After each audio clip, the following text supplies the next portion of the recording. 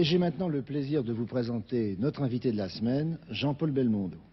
Jean-Paul Belmondo qui vient inaugurer cette nouvelle série, Le Dernier des Cinq. Vous aviez trouvé, vous, des tas de choses, là? Ah, j'en ai trouvé un peu, oui, mais pas tout. Dites-moi, Jean-Paul, je suis heureux de vous voir parce que nous n'avons pas eu la chance de vous voir à Monsieur Cinéma quand est sorti le film de Chabrol, Docteur Popol.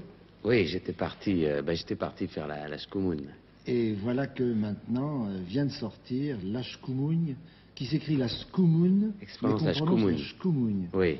On pourrait peut-être d'ailleurs expliquer ce que c'est que ce mot. Oh, c'est facile, la Shkumun, ça veut dire le malheur, la poisse. C'est-à-dire, quand on a la poisse, on dit j'ai la Shkumun. Et là, pour le film, il porte la Shkumun à ses adversaires, parce qu'il les tue tous. Oui, mais c'est un beau personnage que vous avez dû avoir. Oui, un très beau personnage, oui.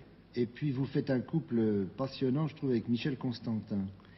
Oui, on s'est très bien entendu. On avait déjà tourné ensemble il y a longtemps. Et lui aussi, c'est un sportif. On a souvent fait des sports ensemble.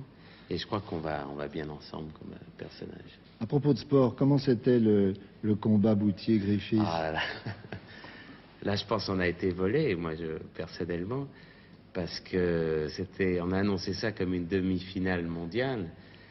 Et les places étaient très chères, parce que c'était une demi-finale mondiale. Quand je dis cher, je ne parle pas que les places où j'étais, toutes les places, je veux dire même les populaires, ce que je regrette d'ailleurs, parce que la boxe, pour moi, c'était quand même un sport populaire, parce que moi, j'allais à la boxe quand j'avais 16 ans, et au prix où sont les places maintenant, j'aurais pas pu y aller.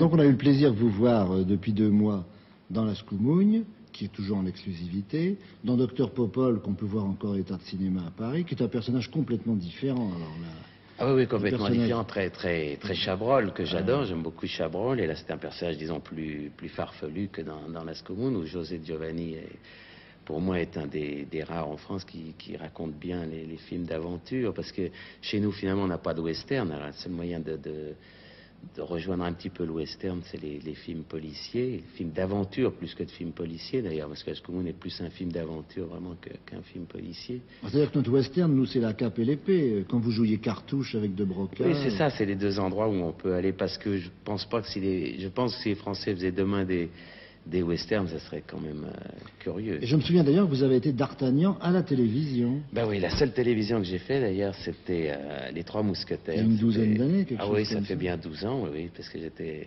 Avec Barma. Oui, avec Barma, il y avait Claude Rich, Robert Hirsch, Jean Chevrier et Sorano. Et quels sont les projets belmondiens, si je peux dire, dans les mois qui viennent? Eh bien, tout de suite, là, comme je viens de faire 2 films, enfin 3 films, parce que je viens de tourner aussi L'Héritier avec Philippe Labro. Je viens juste de terminer ce film à Rome. Oui, ça, on l'attend aussi beaucoup, celui-là. Oui, c'était je crois que c'est un personnage tout à fait différent de ce que j'ai joué de ces dernières années. Et ça, c'est amusant pour moi. J'espère que ça le sera pour le public aussi. Et là, je vais aller en vacances, et puis après, je vais sans doute retourner avec mon ami De Broca. Ah, voilà une très bonne nouvelle. Oui, on va reprendre la vieille équipe, parce qu'on n'a pas eu jusque-là l'occasion de retourner ensemble, malgré qu'on en avait très envie, mais on n'avait pas trouvé de sujet. Et là, je crois qu'on en tient un, alors on va se lancer dans l'aventure.